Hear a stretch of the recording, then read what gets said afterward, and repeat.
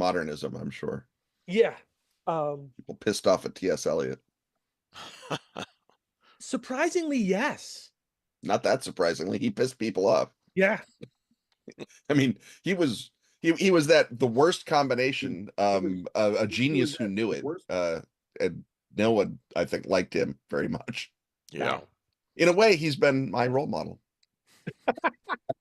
But are you a genius and you know it, or you're a genius? Yes. And Yeah. okay. Oh yeah. All Oh right. yeah. No, I'm a monster of arrogance, Mike. You know this. You've met me. I didn't want to say it out loud, really, but Well, I think it's an open secret in the community. Well, I think you're nice enough for a genius who knows it. Thank you so much, Mike. That means a lot coming from a genuinely nice guy. See, he's a Me? nice guy and a good man. I'm a good man, but I'm not a nice guy. No, see, I am neither. see, if Pete had said I was a nice guy, I'd be like, well, all right, Pete, whatever. But when Mike says it, it's like, okay, I'd say that has some salience to it. You're gonna give me a big head. Welcome, everyone watching and listening live and watching or listening later. Thanks for joining us. We have a guest today, as usual, Kenneth Hite, Trail of Cthulhu, and so many other things. Yeah. So why don't we do brief intros and then we'll talk again. If you're new to this show, I'm Mike Davis, Chief Cook and Bottle Washer, Lovecraftian podcast, other projects. And let us start with Alan Hughes. Hello, I'm Alan Hughes. I'm an artist and I work on the eZines video game and movie page. Keep that updated. DeBronzo, in case you have to skip out later. Sure. My name's Mike DeBronzo, artist, architect, Phantom panelist every once in a blue moon.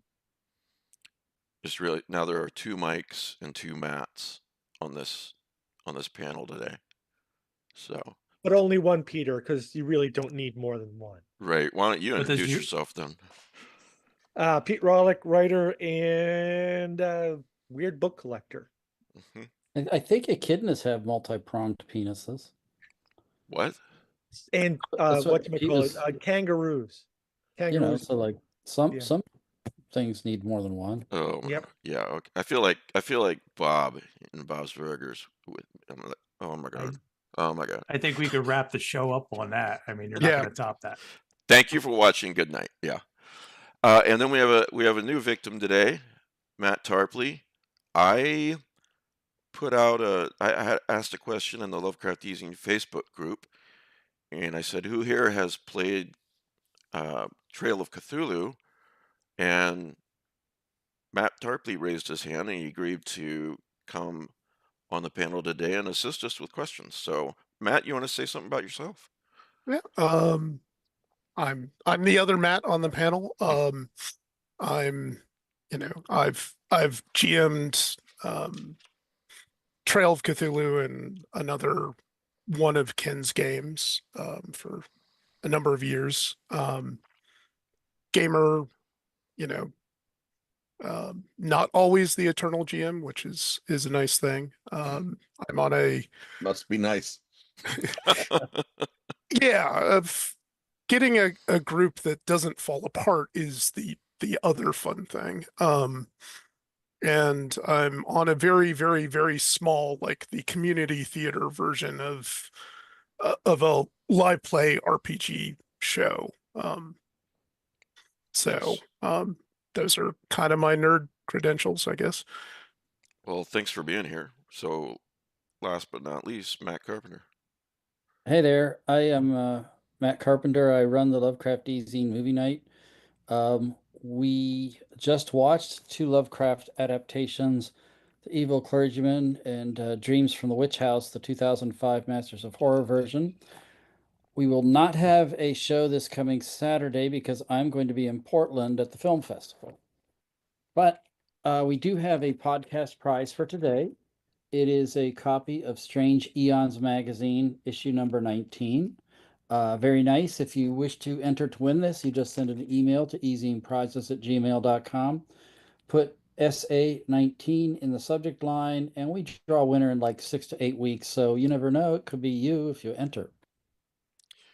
For those who are watching live, I noticed the last week or two, occasionally there's been a little bit of a lag, occasionally on the live stream.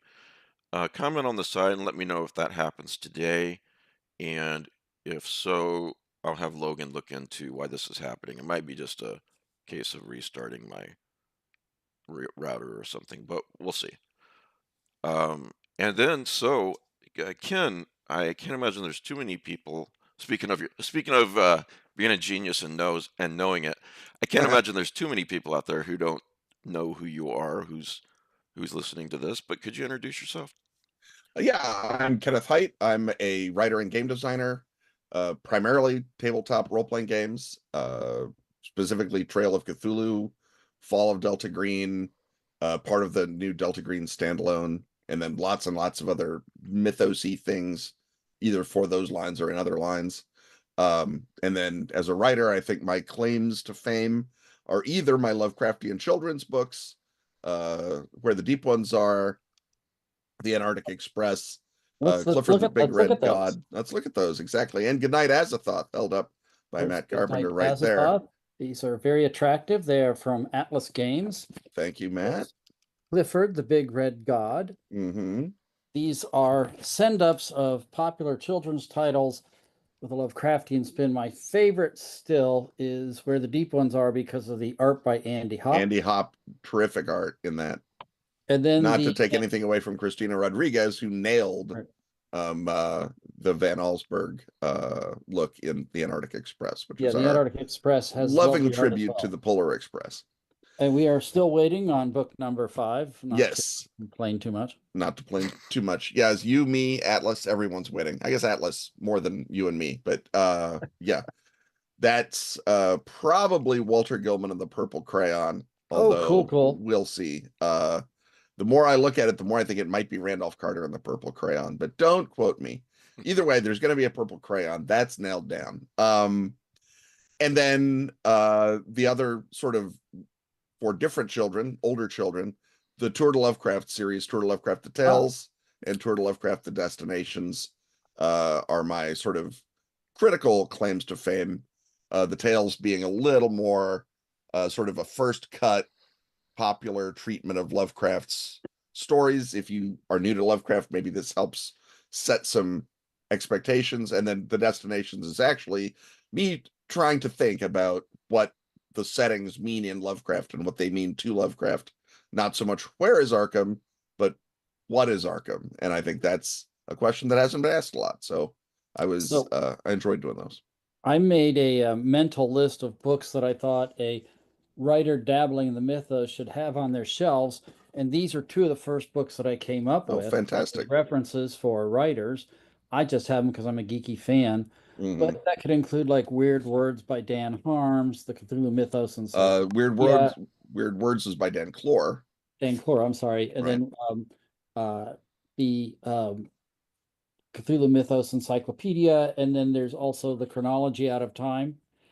That is a marvelous book, by the way. The only thing that is wrong with that book is it's needed to be a nice annotated hardcover with lots of pictures, and that's a great book too. Dan Harms is actually working on the next edition of that. That's right. We interviewed him for my podcast. Ken and Robin talk about stuff, but we haven't dropped that interview yet. It's lurking in our to be dropped pile, but he'll have more to say about that and about being a real life consulting occultist and about the awesomeness that is Dan Harms. Ken and Robin talk about stuff every Friday. Listen and hope. So just if you are a writer and like to dabble, these 2 books by our guest, by Ken Hite, I think they're essential. Plus, they're just a ton of fun. Thank you, Matt. That means a lot. Given that you have, I think, read virtually everything good and a lot of other stuff. Lots of other stuff in the space.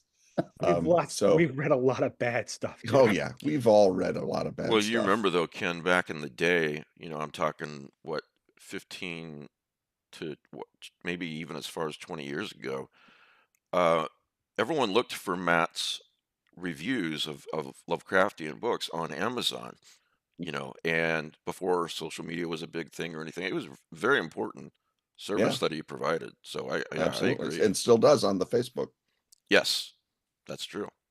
A couple quick things before we talk to Ken further. Um, Donna just asked in the live chat if she's not on Facebook how to join on movie nights, and I told her to email me, but it occurred to me while you guys were talking, probably the easiest way to do this for Donna and anyone else is just email me on those Saturdays, and email me on Saturdays. I'll forward your email to Matt so he can give you the link to watch movies with them. And of course, it's lovecrafteasing@gmail.com. So I think that might be the easiest way if you're not on Facebook.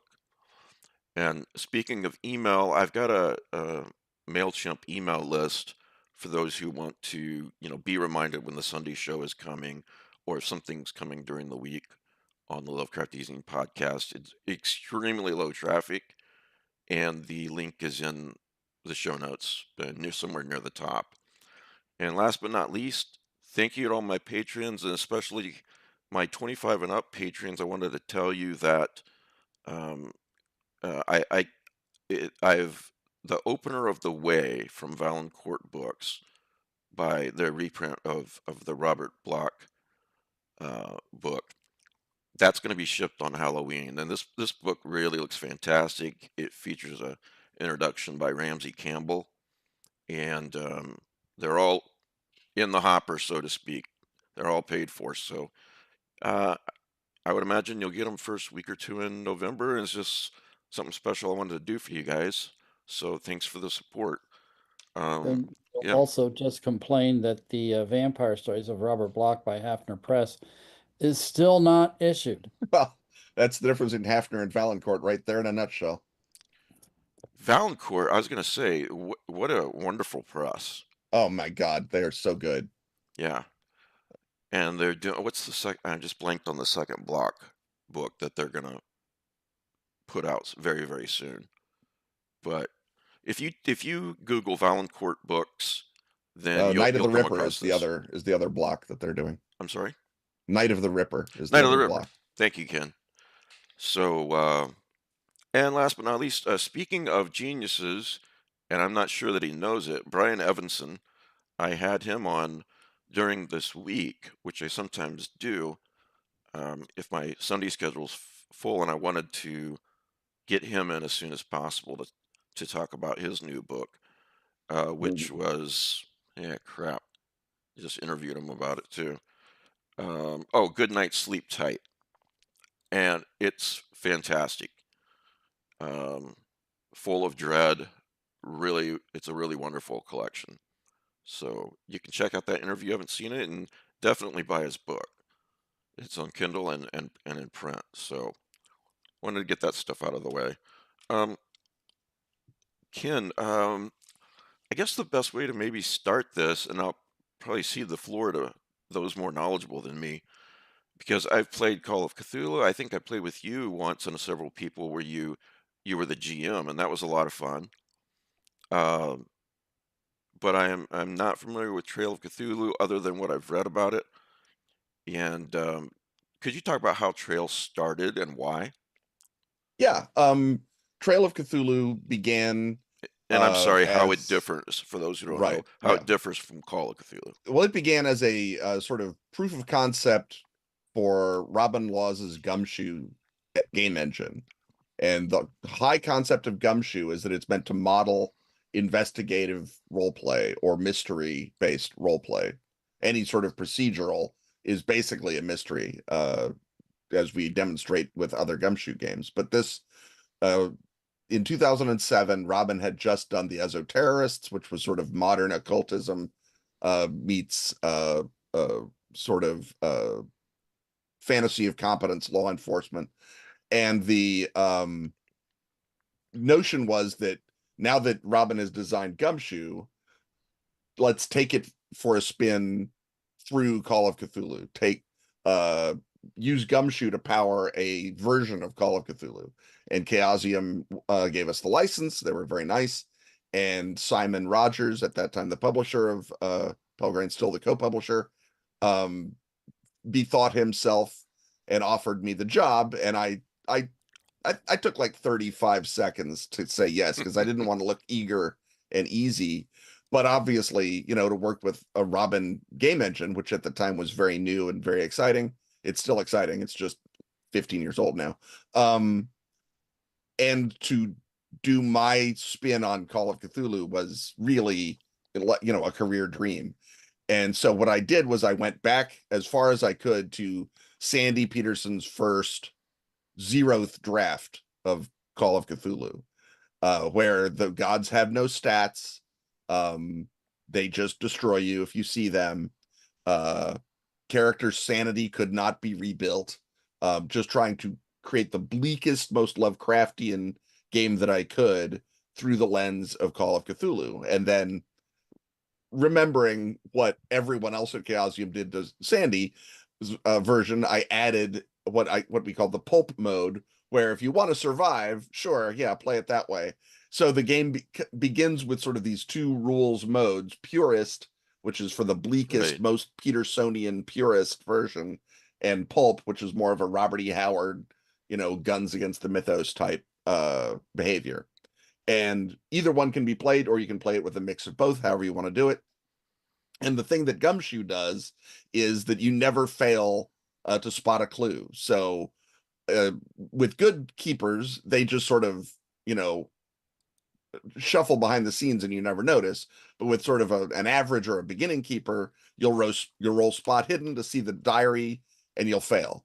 And then the next guy rolls their spot hidden and they fail. And then everyone stands around while the keeper tries to decide how to get you the diary.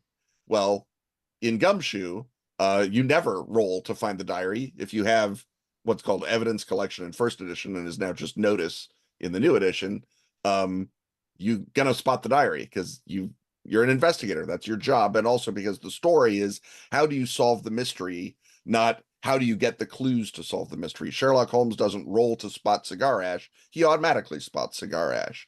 You know, on That's CSI, a very interesting point. Yeah. they don't roll to, you know, use their luminol on the walls. They use their luminol on the walls and they find the clue. And that's how mysteries work. And so what Robin does is he just takes all of the roles that make the game boring out and leaves in only the roles that make the game exciting. So when you've gotten to the old mill that the diary pointed you to, you still have to roll to, you know, shoot the monster, because if you fail, then it's super exciting because now the monster's, you know, coming after you.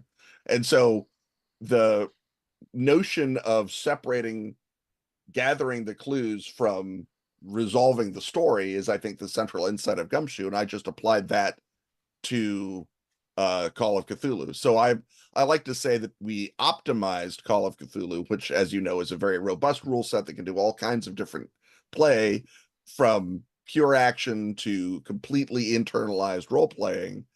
But we optimized it, took it down just for the investigative horror that is sort of the core story of Call, and to a large extent of Lovecraft. Certainly in stories like Charles Dexter Ward or Dunwich Horror or Dreams of the Witch House, those are all mystery story construction inside a horror or horror and science fiction story. And that's sort of the realization that you know, Sandy had back in 1980 when he was putting together the thing. I mean, if you go back to the very first edition, he says Call of Cthulhu stories are mystery stories. They're structured like an onion. You go through and you find clues and go to the heart of the story.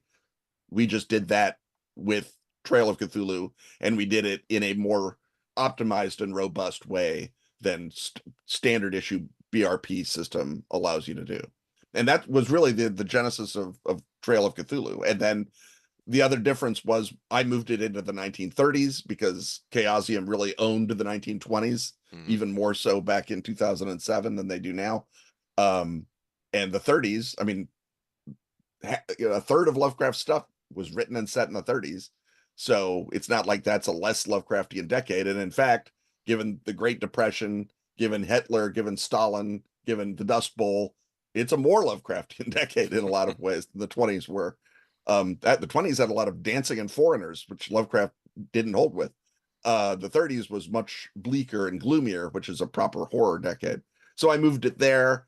I separated out sanity from stability, so that you have the case of a character who can be driven insensible by something, but they don't become a gibbering wreck for the whole rest of the game. It's just that one session, sort of formalizing the difference between temporary and permanent insanity that's in baseline call.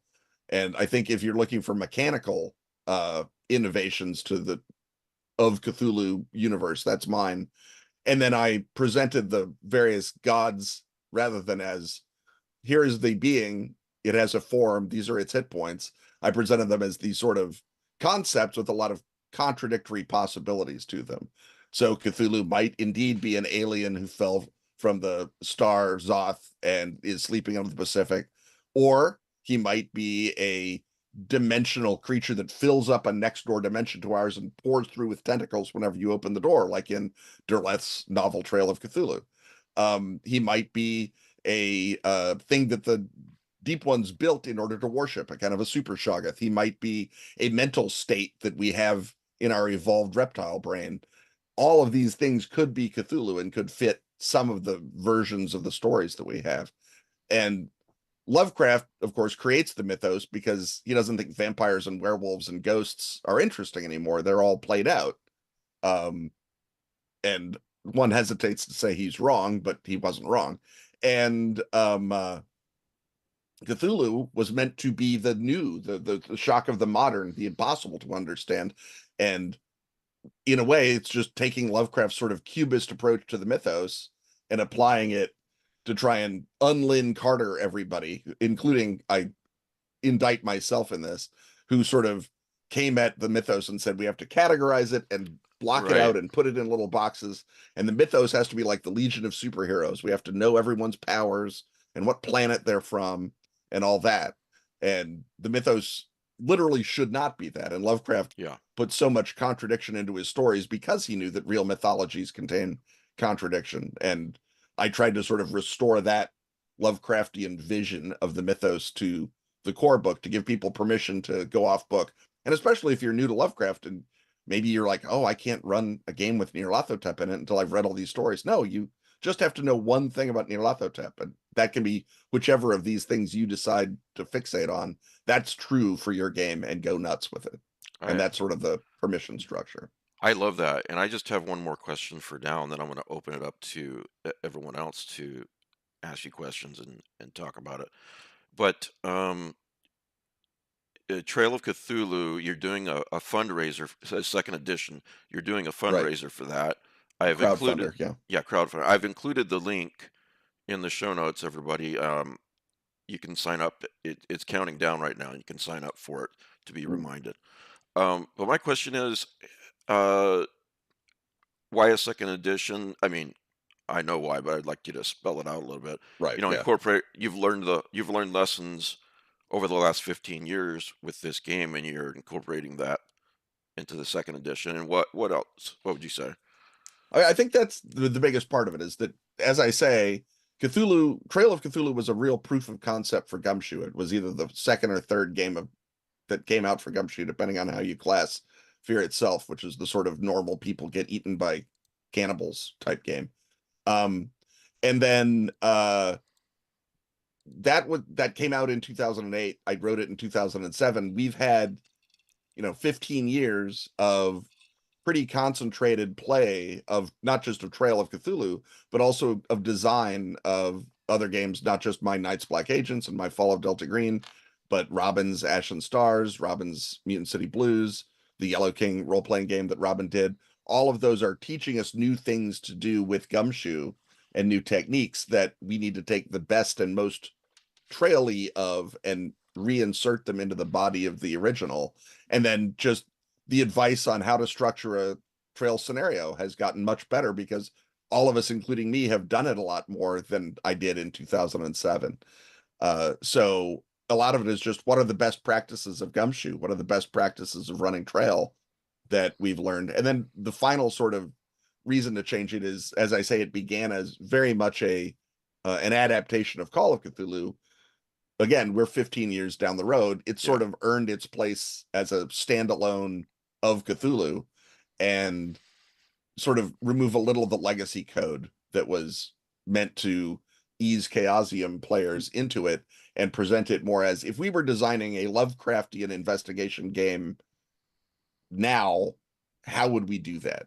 And do that without ruining backwards compatibility. So that was sort of the dance that we had to do to make sure that if you've got Bookhounds of London or Eternal Lies or any of the other books or supplements or adventures, you can still use those with the new edition. We're not trying to make everyone rebuy all their old books the way that other game companies might. What we're trying to do is give you a better core book for the game you ideally maybe have already been playing, but maybe you've just gotten mad at Wizards of the Coast. You're looking for a new game. You've heard of this Cthulhu. Hey, what's this? Right. This seems nice. And we hope to be as welcoming to those players as we are reassuring to people who've been with myself and with, the Pelgrane since 2008.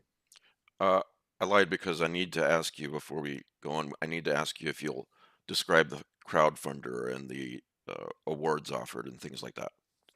Right now, it'll be on the BackerKit site.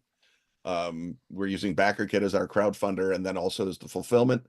The book is probably going to wind up being, I guess, in the 300-page range. So it's going to be bigger. It's going to be prettier. I've convinced them to add a whole nother color to the cover palette. So if you're familiar with the Wax Museum, Horror in the Wax Museum from 1933, there's sort of a second strip to that Technicolor, and I'm like, it's the 30s, we can afford pink. So we are maybe going to change that book design up a little bit. It's going to be 2-column, easier to read.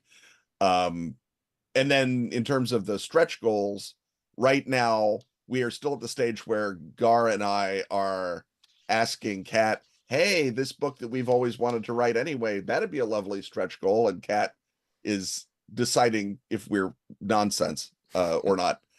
But a lot of it is going to be, in the course of doing the second edition, some of the older monsters and gods got removed to make room for bigger treatments. Do a book that has lots more monsters and gods, or at least a PDF. That's going to be a sort of a stretch goal. And then possibly whatever the next big tentpole release is going to be a stretch goal, or maybe we're not going to do that and we're going to save that as a shock and a surprise for another year. We're still working out the full remit of rewards, but obviously if everyone backs really, really fast, we'll have to put out the book that I want to put in. So yeah, you're 15 days away. Like I said, right, yeah. in the show notes, launches October 15th. Yeah, you can click over from the show notes here and sign up to be notified when it goes live. And so with that, I'd like to open it up to anyone else who wants to ask Ken questions. So who wants to go first? First victim. Pete? New Matt? Alan? I'll go. Alan? Okay. We'll do Alan and then Matt. Just a question about Trail of Cthulhu in general. Was it a hard ask when you were first developing it? Was it a hard ask for GMs and players to adopt a system that seemed to be more narrative based than statistic based? It wasn't. Gumshoe is very much one of those systems. I've seen other people, hateful, cruel people, call it a Marmite game engine, meaning you love it or you don't get it. I personally think it's a cilantro game engine. 80% of people love it. 20% of people don't get it.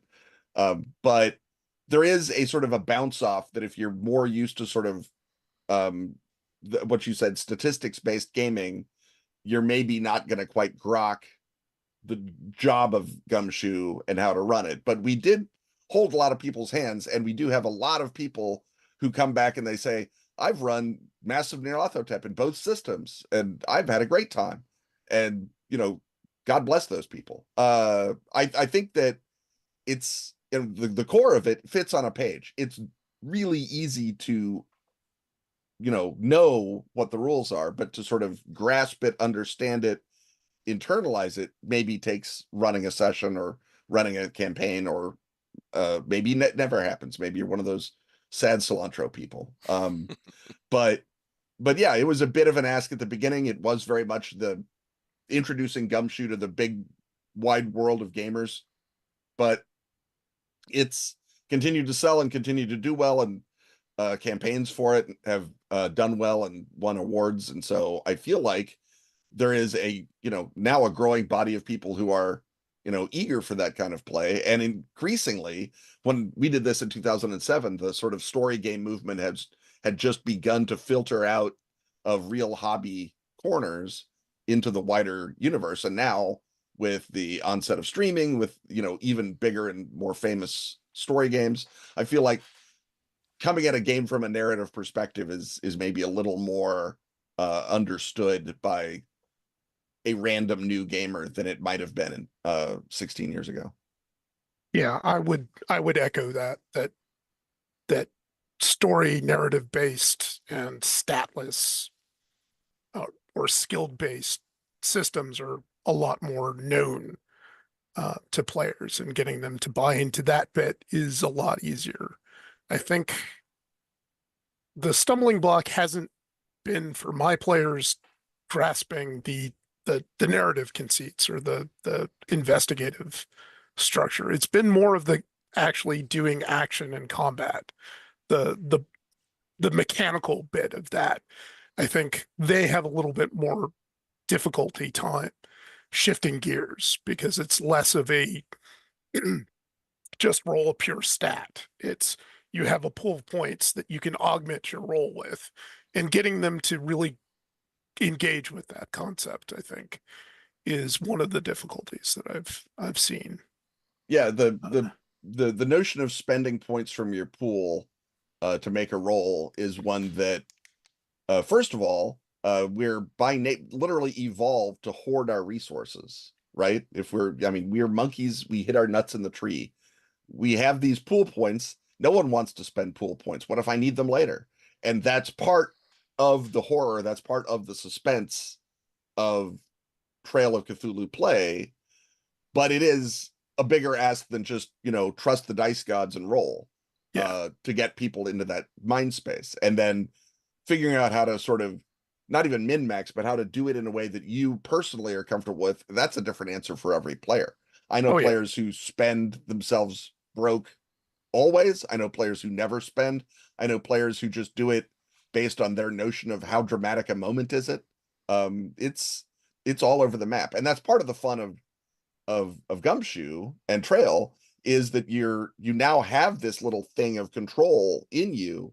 It does not vitiate the Lovecraftian universe you find yourself in, but it does sort of, indict you if you do in fact get munched by ghouls, because it wasn't the dice that did it. You helped do that. And I think that's also a little Lovecraftian, that sort of notion of Faustian overreach. And again, none of this is explicit, but it's all implicit in the way that you play. And the other part is Gumshoe play combat, even more than basic role playing, and certainly more than Dungeons and Dragons, is very theater of the mind. It's very little of it is so many grids, so many inches, whatever. I have long range, near and close range, just because I'm such an old school game designer that you want to differentiate a rifle from a pistol. But I think if Robin had his way, they wouldn't have those. There wouldn't be ranges, and I don't believe that there were ranges until I put them in. Robin's joke is that I exist to put things into Gumshoe, and he exists to take things out of Gumshoe, and so together we stay in symbiosis as a design team. But yeah, it's you're holding something in your head, you're making decisions. But I feel like every one of the things that I just said is something that involves you more directly in play, and sort of makes you have stakes in the outcome in a way that sitting back and saying, well, the percentiles will decide if my little man's dies or lives, doesn't do, or doesn't facilitate as much, right? Yeah, it's incredibly immersive and cinematic. And that's the goal.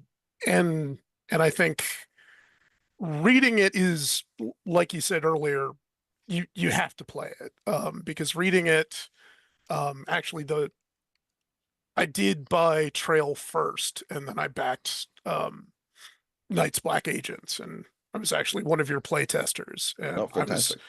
I was one of those guys who were like, grappling, like, why do you have to reduce somebody's health pool to 0? Like, because on paper I didn't grasp and my players didn't quite grasp that it's not really your hit points. It's this narrative conceit of how beat up or how defeated the character is. Yeah. How much narrative control do you have?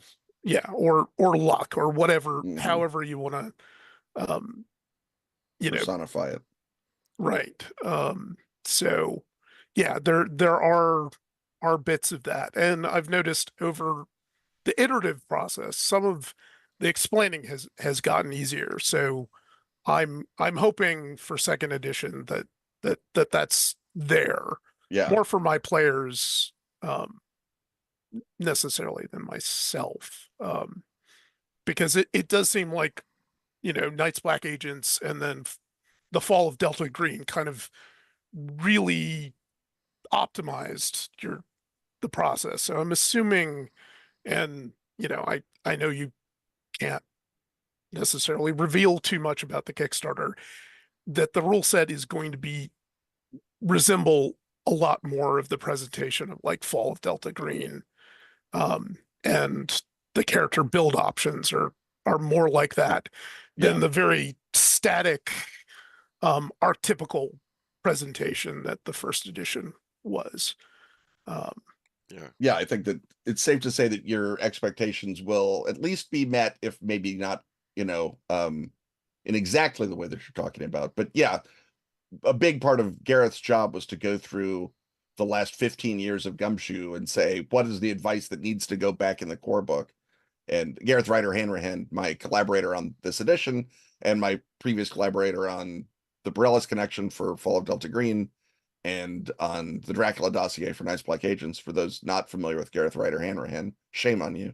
All really brilliant. Yeah, he's amazing. Publications. And so, yeah, those exact sorts of concerns are the ones that really the whole point of the second edition is to try and assuage some of those from the jump, as opposed to hope that they figure it out for themselves, which was sort of our old plan, to the extent we ever had a plan. Also, this, I'm sure, seems pretty obvious, but it seems much easier if you're a beginner, if you've never played Call of Cthulhu or Dungeons and Dragons or anything like that. Seems like Trail and the Gumshoe system would be a lot easier for a beginner to get into than the others.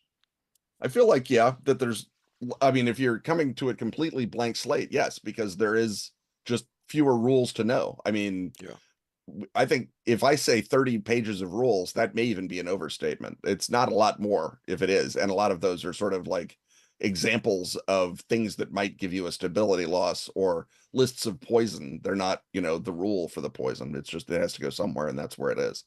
So yeah, as I say, Gumshoe fits on a page, and we put that in the front of the book this time so that everyone can say, oh, okay, I get it. And then hopefully take that get it and address the specific cases of the rest of the book.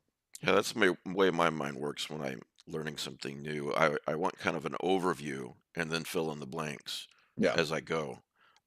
Question from the live crowd. Davey says, there's a tradition, almost a form of artwork associated with weird fiction in general. Chaosium has turned away from that for a more digital look. Might Trail use any more traditional art?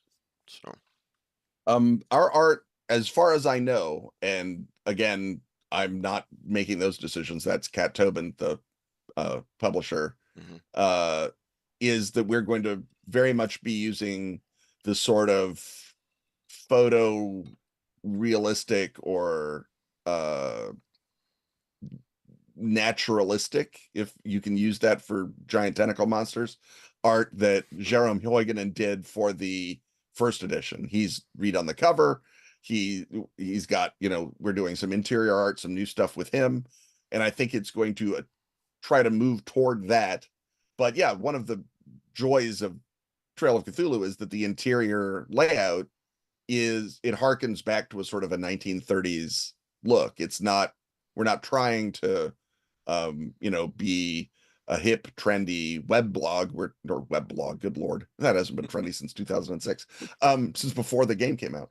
But we're not trying to look like, an advertisement that you'd see somewhere. We're trying to look like, a 1930s-ish visual style. and we're not going to, be having a bunch of, weird balloony computer generated monsters if people are worried about that. And it's not going to look like fantasy art either, because it's Lovecraftian horror. And obviously Chaosium has gone back and forth with a bunch of different sort of art styles, and as you say, moving more toward sort of conventional TTRPG art.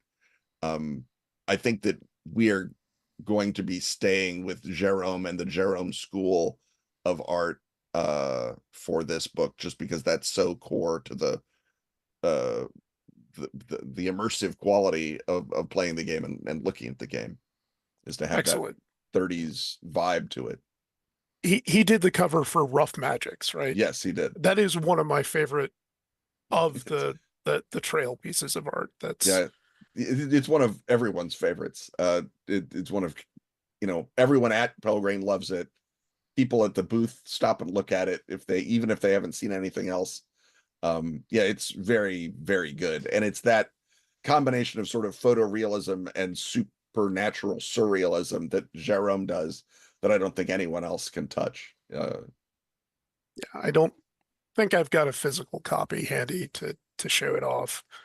But I don't know where mine is either right now. Yeah, it's the foreground is a little cultist or sorcerer who's like summoning this thing, and it's coming out of the sky, and it's this huge tentacled grub extruding itself into our universe, and it's just a fantastic. It's a great piece, and Jerome's pieces in the first edition had some really striking masterpieces as well, and I can only assume that Jerome has also gotten 15 years better at his job, just like me. So the second edition should have some really staggeringly good pieces in it. And I'll come back to New Matt in a second, but DeBronzo, I know you might have to go soon. You said your internet connection and all that. You got any questions for Ken or observations or whatever? I'm just curious. You had mentioned that you could play it both. Like people had said that they had played, say, Nyarlathotep. Oh my God, I can't speak tonight. It's pretty hard to say Nyarlathotep on the best day. Yep. Yes, especially today. That they actually used trails, and I guess adapted it to the Gumshoe system. Mm-hmm. How hard is that to do? Well, I mean, fortunately, there's stuff online that has already done it for you now. You can go and download. I think that there's whole, fan-made versions of it, which no one licensed, but it both only Chaosium goes and Pelgrane are cool. The first chapter, I think, it doesn't. I think they stopped at New York, but not sure. But they did the hard part of telling you how to do it, and then the rest is. All the monsters are in either the core book or they're in Hideous Creatures, the big bestiary we did. Those are easy to do. Really the part is just thinking like a Gumshoe GM about the sort of, slaughterhouse scenarios that are massive Nyarlathotep scenarios, and making sure that you feed people clues as they walk into the saw blades. Yeah. And that's and that's just GMing. And I feel like anyone who's GMing masks once, much less twice, is probably pretty good at it, just because amateurs are scared off by masks as well. Maybe they should be. And the new edition of masks that Chaosism came out with has a lot more prefacing each chapter and showing you the whole structure. Mm-hmm. So it's I've been running masks as Robin well. likes to take credit for inspiring Chaosium 7th edition call and its presentation. I don't necessarily have a dog in that fight. I'm sure that people who think about stuff are capable of equaling Robin's genius in 15 years. I don't think that's I mean, it's a good shout. That having the information, both the player facing stuff and also just the clarifying things for GMs so you're not hunting through, page 238 of where this little bit of information is, but Yeah. Right. giving you the whole broad brushes of it, so it's easier to conceptualize and easier to just plug in those Gumshoe clues. DeBronzo, anything else? Yeah, it's set in the 30s, that decade. Is there any? I'm not familiar with the game. I've heard of it. I read some of the starter rules. Right. But is it set in any other eras, or is it adaptable to any other eras? There is a collection of adventures called Out of Time and another one called Out of Space that have scenarios set in other decades besides the 1930s. But the 1930s is sort of our home decade in a way that the 20s is the home decade of Call of Cthulhu. And even though, and just like Call has, Cthulhu Invictus, and it has Gaslight, and it has Modern. Dark Ages. Yeah, Dark Ages. We have scenarios that take place, all over the map, but the sort of the core of it is 1930s gameplay, and that's where we live. But again, the Cthulhu mythos is everywhere. We've certainly now got Gumshoe rules for the far future, for time travel, for fantasy Venice, for all manner of other settings. So it's pretty easy, I think, to say, oh, I'm running my modern day Trail of Cthulhu adventure, and I'm just going to use Night's Black Agents for stuff that I don't have explicit rules guidelines for. Or I'm going to, set it in the 1960s, and that's what Fall of Delta Green is. Or I'm going to do it in, whatever. And we've generally got something that will get you pretty close to what sort of, standard Gumshoe abilities might be for the Victorian era or whatever, without having to, fork our own product line by doing Cthulhu, Trail of Cthulhu Gaslight or whatever. I would prefer to just have, a couple of pages that let you do it, and then, via con Dios. Yeah, just point you in the right direction. It's easy enough to adapt it to whatever you want to do. Right. And in theory, if you really want to run something in the 1890s, you don't need me to sit there and say, now the 1890s are different. Sure. The guns are different. You know that. You wanted to run it in the 1890s for a reason. The last thing you need is me to do Wikipedia searches for you. But I do take your point about the 1930s as opposed to the 20s. I mean, they didn't call it the Roaring 30s. No. It was a bleak decade for so many reasons, and that the desperate decade. Yeah, that fits. Yeah, so well with the mythos. DeBronzo or anyone else? Questions and comments? Yeah, Pete. One of the things. So my kids and their friends, 14 to 17-year-olds, very different play terms and play rules than adults. They need transport. So it's great that you got all together for 1 month, once a month. Congratulations, you found a 6-hour block where you guys can all play together, and then you kill people, and people have to leave, or they have to come up with a new character. But Trail and Gumshoe is much more forgiving in that direction. You don't have to kill the character just because this has happened. I think that's one of the real powers of the game, in that it's a little bit more forgiving than the pure stats based concept that we grew up with. I can remember when, getting dropped off at the church and going into the basement to play Dungeons and Dragons, and then getting my character ripped to shreds in the first 30 minutes. And then you're sitting there and you're like, what are you going to do? You're going to roll up a new character for an hour, or, you're going to leave. This version is more storytelling. It's one of the things I talk to my kids about. It's like, never let the truth or the rules get in the way of a good story, because it's so much more fun to have the good story than to just play by the rules. And we've got advice in the game for one shots, which helped sort of mitigate those things. We've got an emergency backup that is a thing that Gar came up with called the intimate correspondent, the person you've been sending your diary to this whole time. So you can just show up with that person and basically step into your old character if that's what you want to do. Plus the neat. purist versus pulp slider, you can push it all the way to pulp and you're far more survivable, as you say, than in, a purist game where you're not as survivable. And, bullets can legitimately just wipe you out instantly. So the, even in 2007, I knew that people wanted to play different ways, to the extent I took that insight from Alan Varney's brilliant version of Paranoia that set things on different modes.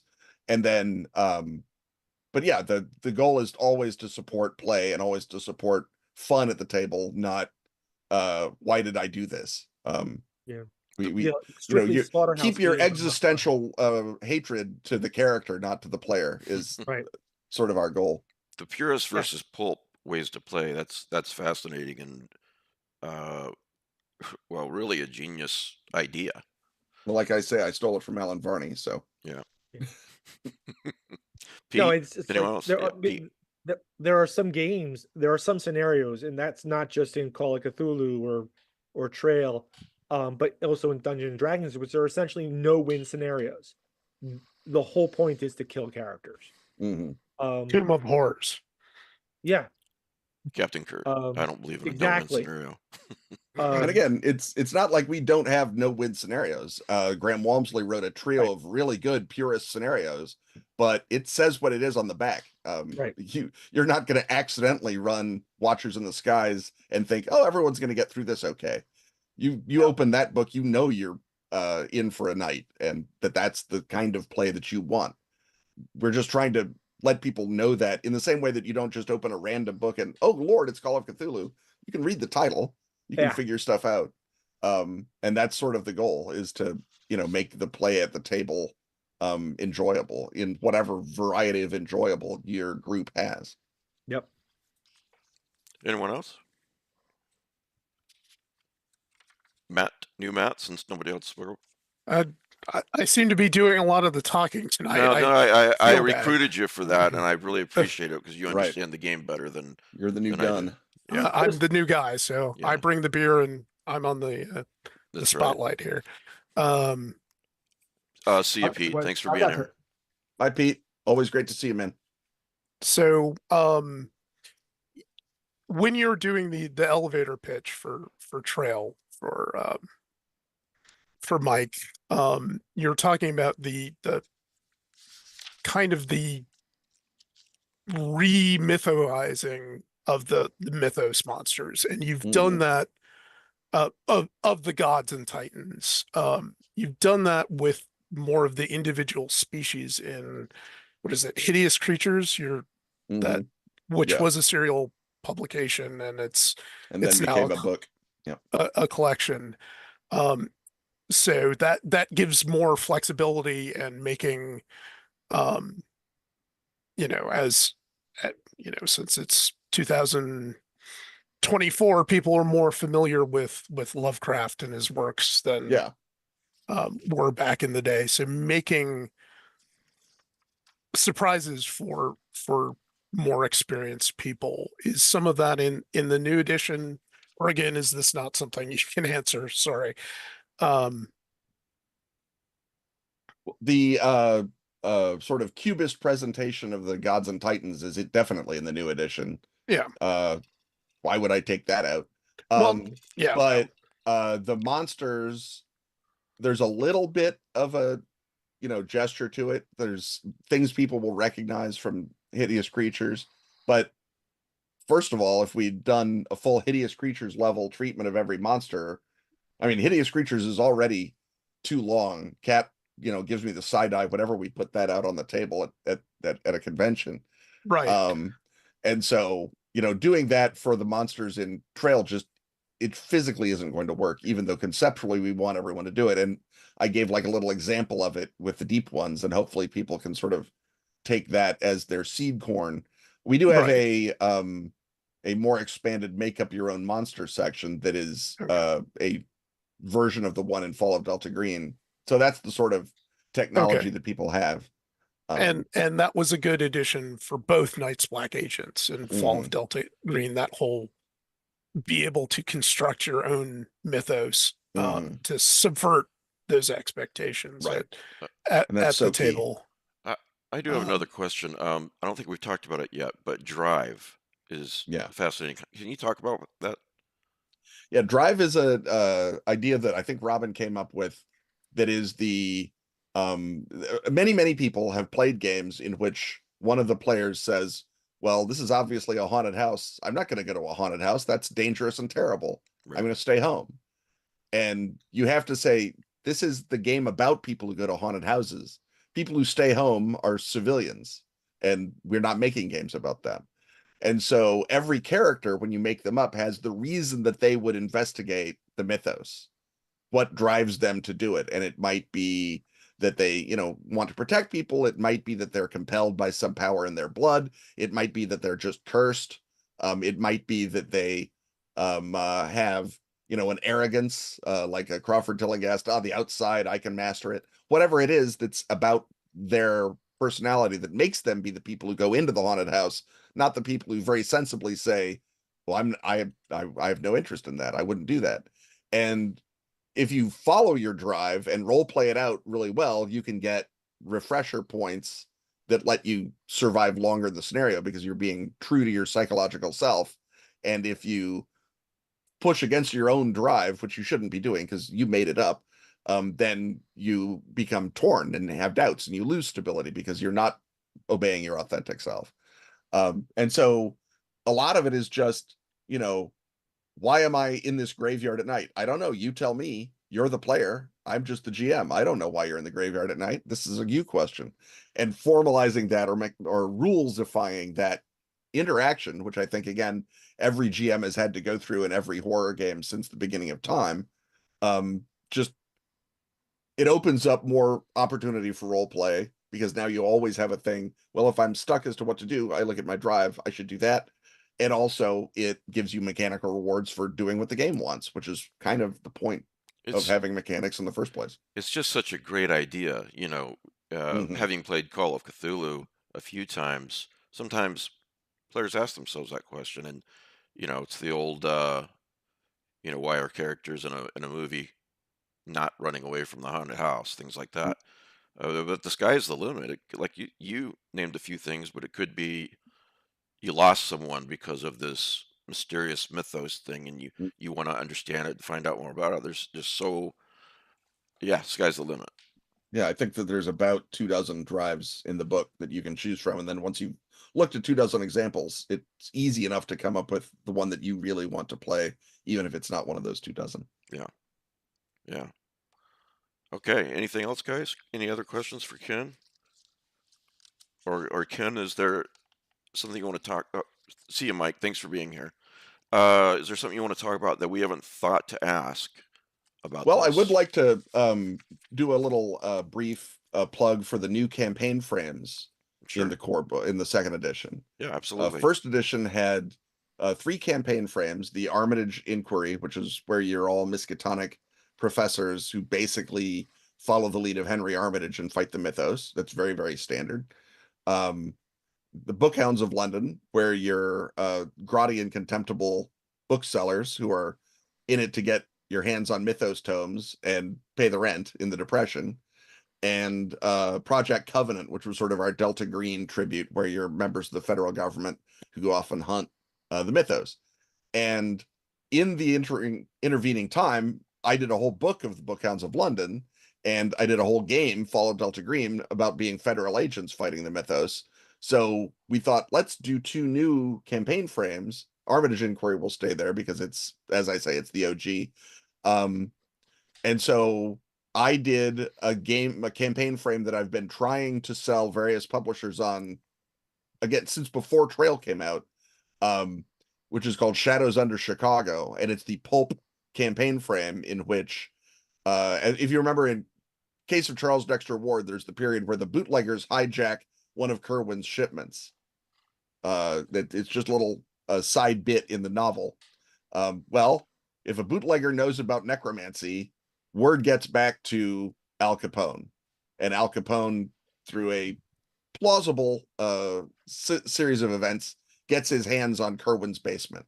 Again, remember that when they open up the secret door, it's been cemented down, right? Its floor is pure concrete, and I just don't see that the evil wizard from Urn 118 is sitting there with his trowel cementing over the secret door after he blows up the doorway. I see that as, oh, other bootleggers did that, because that's what they did in the 30s, is that they would, or in the 20s, is they would, cement over the secret door to their still or whatever. So I think that it's not a giant leap to say Al Capone gets a hold of Yog-Sothoth mythos materia and all hell breaks loose in the Windy City. And so you can play a rival gang in Chicago. You can play a unit of G-men or the Internal Revenue Unit that are going after Capone and suddenly have a bigger problem. Or you can just play standard sorts of Trail of Cthulhu investigators just in Chicago, who suddenly realize that hell is just let out for breakfast, apparently, and everything's cooking off. And I'm a Chicagoan. I love Chicago. It's such a great, setting. And again, there's never been, except for that one King of Chicago scenario, that tiny little thin thing, no one has done the natural blend, to me, of bootleggers and Cthulhu. And so I did it. And then Gareth, for our purest campaign frame, came up with the idea of moving everything away from the sort of crumbling centuries-old Arkhams and Innsmouths and whatnot, and going to Western Oklahoma, Caddo County, the home of the Curse of Yig and the Mound, and setting the adventures in a small town, Bishop, Oklahoma, in Caddo County, where a mysterious company from the East has bought up some land and put up a big electrical laboratory, and no one quite knows what they're doing out there.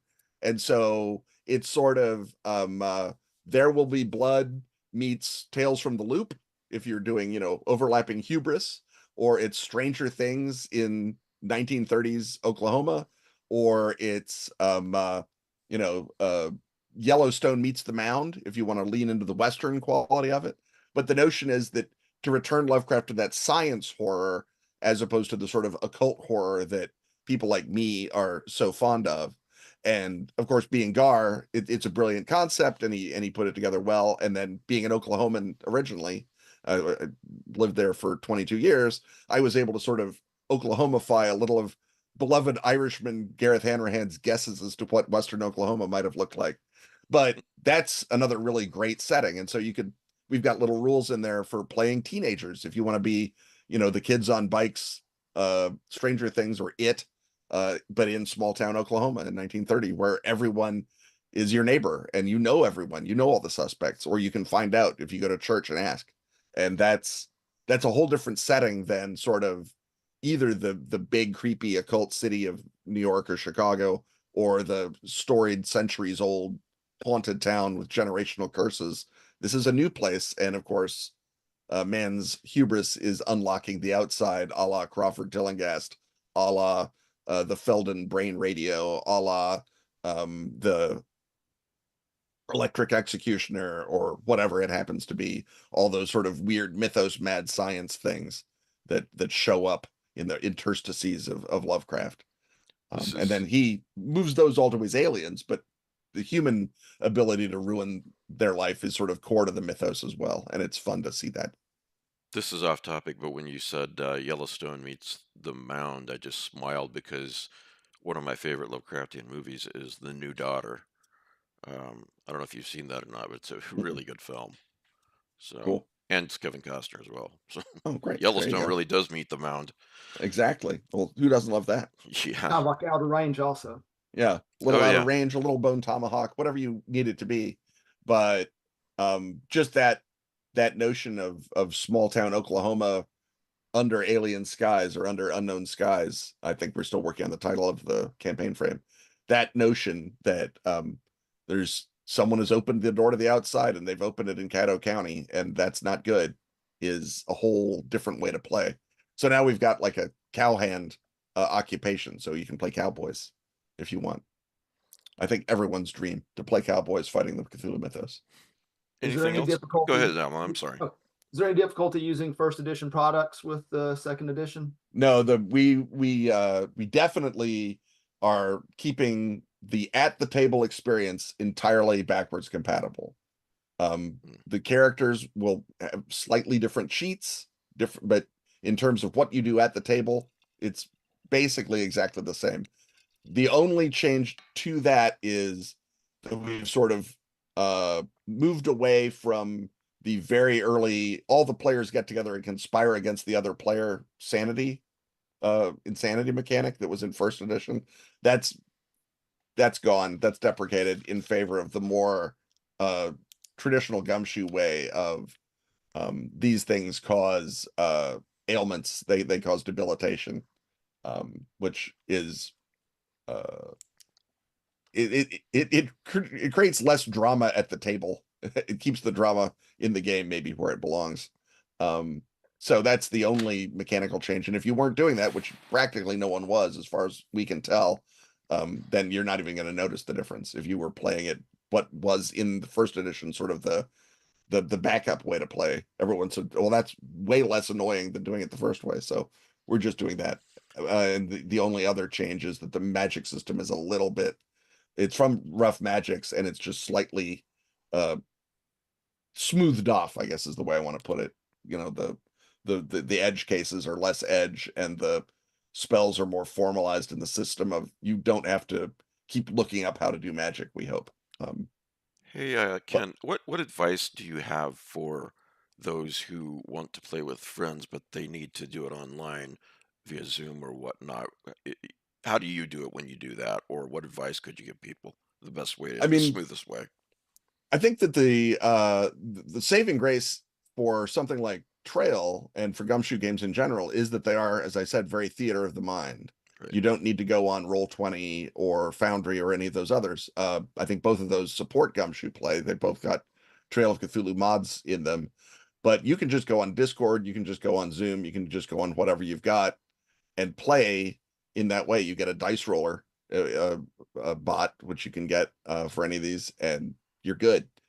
I think that the biggest thing to keep in mind is that playing online is weirdly more exhausting than playing in person. And I'm not even talking about when we were all in high school and played 12-hour sessions of Call of Cthulhu, just stopping to refill the Mountain Dew every so often. I'm talking about when you were, you know, as an adult playing, you're charged up because you're with other people. That, you know, your social battery is it's recharging because you're with people. And when you put something out, you get something back. But online, you put something out, but you don't get anything back because it's intermediated through the screen. And so it's wildly more tiring to do it than it is to do it at the table. Now, it's good because people who are in different time zones or people who have, they don't have cars, like Pete was talking about, they can get together and they can play, but just be aware of that. And rather than be ambitious, what are we going to accomplish today? We're going to have a chase, and we're going to have 2 fights, and we're going to open up that crypt, and we're going to read the book. Try and sort of cut that back and say we're going to have a chase and a fight, and we're maybe going to spend a little more time investigating, a little more time in interpersonal play than we might at the table. And that's fine, because what you've got to do is sort of husband your resources in a way that you don't necessarily at the table. And that's my 0th rule. My 0th rule of all role playing is read the table, and it's just so much easier to do that in person than it is online. Yeah, I would say 2 hours max for online play, and you're really flagging after that. I mean, during lockdown, we used to play I was running Fall of Delta Green, as I still am, and we used to play for the same 4-hour slot, but in terms of actual play, we got about 2.5 hours, and everything else was just sort of screwing around and showing each other memes in a way to sort of lighten that psychic load. And it was great, and it's great fun. But just be aware that it is going to take more out of you to run and play online than it is to do it in person. And it's just the nature of the form. Yeah. There is one other online tool for Gumshoe games. It's called the Black Book. It's an online program. There's a free version. There's also a player and a GM subscription. It's really not a whole lot of money. I think the GM, it's like $30 for a year. How does it help when you use it? What does it do for you? It's basically, it'll give you a live character sheet that you can, change. You can track changes very easily. The GM can also basically both track the campaign and also track where all the players are. It gives you a view, because one of the other, getting into the mechanics, is with the investigative skills, there's a matrix. Basically, you want to have players having a variety of skills instead of everybody having the same three skills. So it gives you a way to visualize that and see, because there's also for the investigative stuff, there's a spend mechanic too. It's not for any of the core clues. It's for the optional stuff, the stuff that fills in more detail or makes things easier. Yeah. So it'll give you an overview as a GM of where everybody's full totals are sitting. It also allows you to award experience and other things. So it's and it's a lot less resource heavy than, say, Roll20 or Foundry. That sounds really helpful. Are you aware of it, Ken? What do you think of it? Yeah, I know of it, but not to take anything away from the great work on Black Book. We literally just used a Google spreadsheet, Google Excel to do that, and it worked fine for us. But again, other people can watch changes live when you do that. Yeah. All of my players are millennials or Zoomers, and so they're native to that ecosystem, even in a way that I'm not. Yeah. So it was super transparent, but the Black Book does have a really good character generator, and keeping your character, like you say, live is very helpful. And you got to admit that the character sheet looks better in the Black Book than it does on Google Sheets. So that's aesthetics are a concern, like I was saying about the art earlier. But again, I haven't used it, but partly because I almost never run online now that we can all go out and breathe on each other's faces again. And so it's just not something that I necessarily interact with, but I know about it, obviously. And it's a great thing for what it is. Right. It's good to know about it. I appreciate it. Thanks for bringing it up, Matt. For those. You're welcome. Also, just stress, it's not a voice channel. It's not like, no, it's not like Roll20 or Foundry. It's not a fully integrated thing. It's a tools package for GMs and players. You'll still need Discord or Zoom or some other voice channel. Everyone's on Discord now, and Discord works great. Yeah. We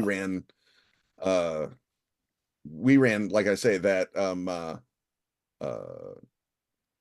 lockdown sessions of Fall of Delta Green. We ran it on Slack using Discord as our voice channel, and it worked great. It's super easy. Ken, I'm sorry, Matt, do you have something else? No, I was just gonna add that for the people who haven't played it, the mechanical load as far as rolls go, which Ken has been saying all along, it's like, one page basically, is so much less. So you don't need a very complex interface. You don't need a huge amount of computational power, either organically in your brain or having it. If you can count to 6, you're pretty much capable of running Gumshoe at every level. Yeah. So anyways. Yeah. Sorry. Thank you. No, thank you, Matt. I appreciate it. Really. Ken, anything else before we close, before we stop talking about this? No, I'm just, I'm really excited about the new edition. Getting to work with Gareth Hanrahan is such a delight to me. He's my ideal collaborator because he's younger, faster, better, and harder working than me, but he still lets me take all the credit. So That is the couldn't ideal ask- collaborator, you man. couldn't ask for a better co-designer and co-writer than Gar.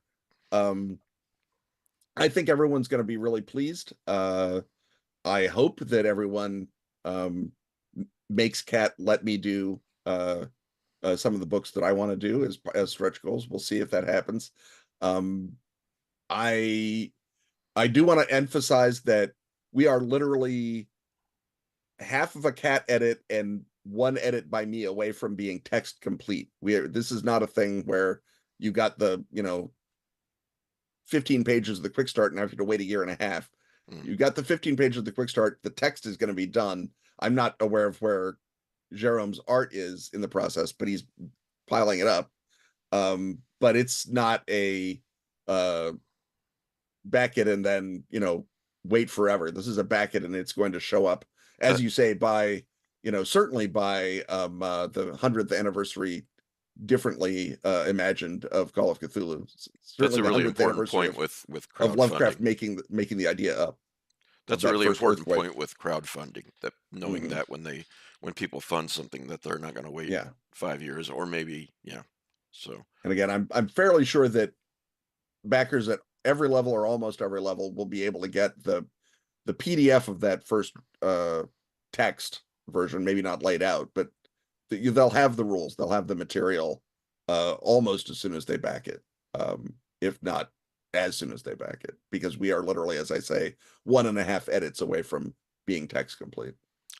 Matt Carpenter, do you have any questions or comments for Ken about either this or anything else? Anything else that Ken has done? Total Lovecraft, all that stuff. I think that people would like to know, what are your next upcoming appearances? Like your upcoming schedule. Do you have any cons that you're going to be at? I will be at the HP Lovecraft Film Festival in October, first weekend in October, as I am every year that they'll have me next weekend. Thank you. Matt will be there too. So yep, it'll be great. Then I'll be at Gamehole Con in Madison, Wisconsin in mid-October, and at Doxicon in Washington, D.C. First bit of November, and then Dragon Meet in London, what we would call Thanksgiving weekend, but in London they have nothing to be thankful for, so they just call it first weekend in December. Nothing at all. Okay, so that's my upcoming for the rest of the year. So I saw that they are having gaming. They have a game store that does tabletop games down the street, I guess, from the Hollywood Theater. Are you having any plans that you're going to run a session for anybody? I don't think so. Gwen will tell me my plans in the fullness of her time, but I don't believe that I'm going to be told to run a session. Usually that's Scott's job. Scott Glancy gets to do that. And everyone says, good for you, Scott. You do that. Or at least I say that. No, I don't have any. Going to do a sample session demonstration or anything. I don't think that that's in the works. But now that you've incepted it, maybe Kat will make me do it. Good job, Matt. Yeah. Thanks for nothing. No, hey, don't worry. I'll show you where you can stand to order me a piece of pizza too. Okay, Matt, anything else? No.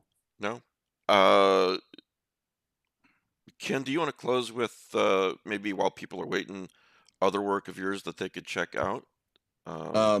Sure. In the Cthulhu space, you can certainly check out Fall of Delta Green from Pelgrane and Gareth's and my last collaboration, the Borellus Connection, which is a big globe-trotting 1960s Delta Green campaign following the heroin trail around the world in 1968.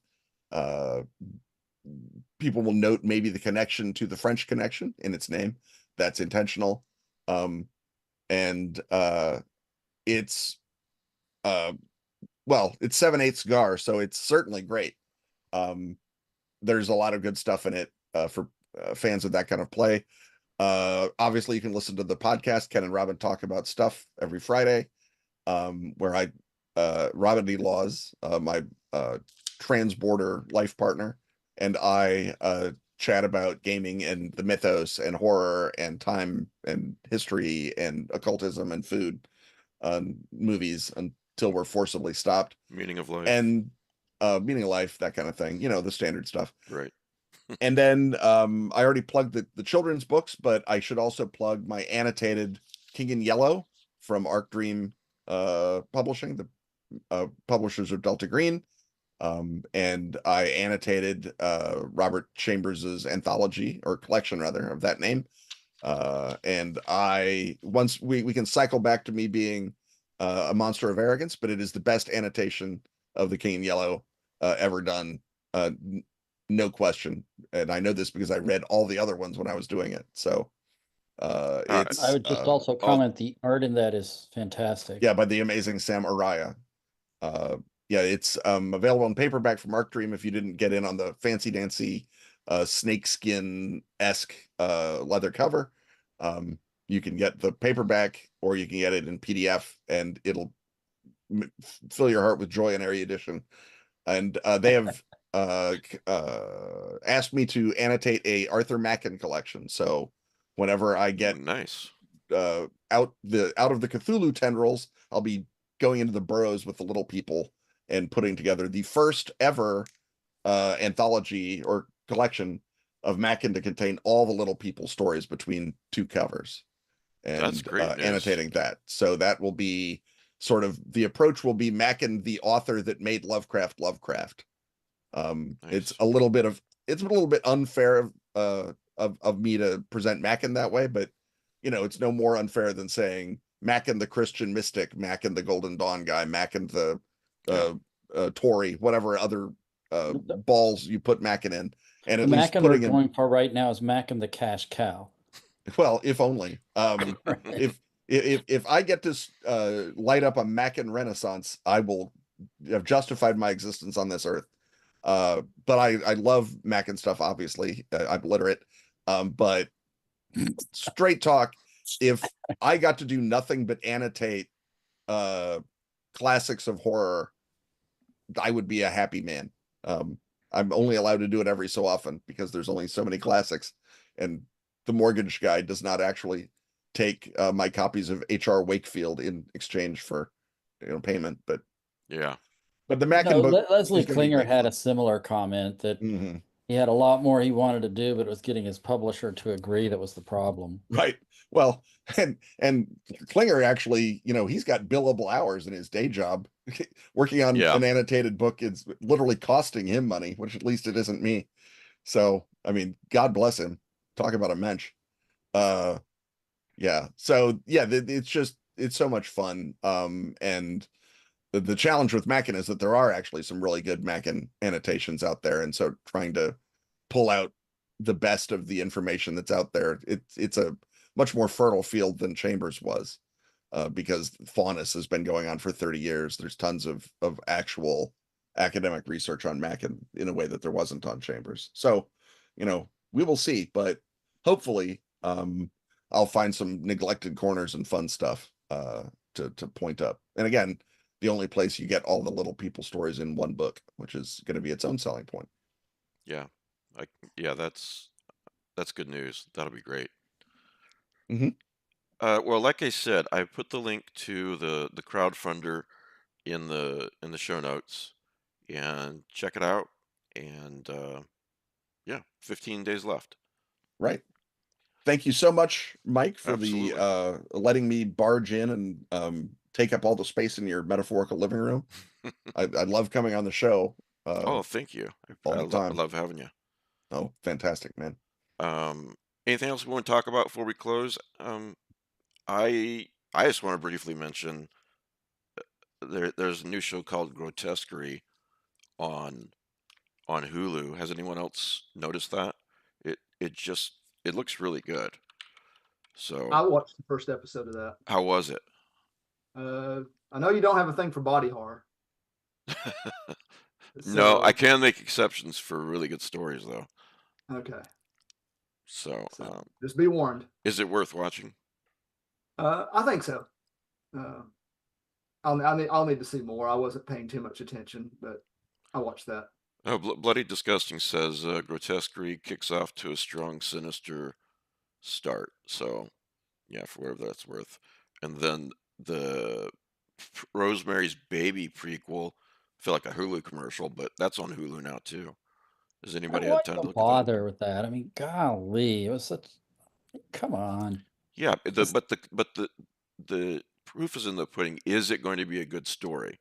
Could be yes, could be no. Does So, It did the same thing. hmm? It did the same thing some of these other prequel movies did. It ended literally with the beginning of the. Oh, you saw it. Yeah, it did. Oh, okay. It became Rosemary's Baby. Is it worth watching, or no? I wasn't that. Okay, Would I? it's good to know. Well, about we try to do recommendations on this show, and also tell people don't waste your time with this. Well, is Salem's Lot any good? The new Salem's No, Lot? I heard it was not. I was about to bring that up. Okay, so out of the movies I've watched on movie night over the last, say, 6 months, I strongly recommend No One Gets Out Alive, based on a story by the guy who wrote The Ritual, Adam Neville. Adam Neville, yeah. Really Okay. good movie.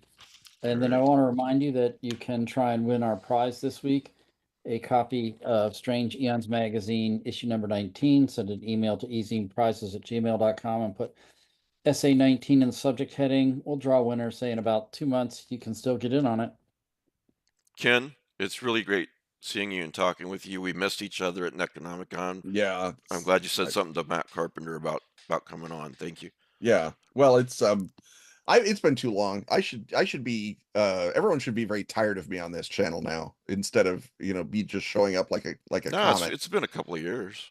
Yeah, I know, right? That's Yeah. my point. That's so I love coming on, and it's just great of you to have me. And of course, Matt was instrumental in making that happen. So another thumbs up to Matt. He told me that he told you no, absolutely not. Yeah, Hey, but wait. I could read his body language, which said, Okay. obviously, Ken, please do it. Right. Yeah. All right. Well, thanks everybody for watching and listening. Be sure to sign up for the crowdfunder so you know when it starts. And we'll see everybody soon. Have a great night. Okay. Thanks a lot. Night all.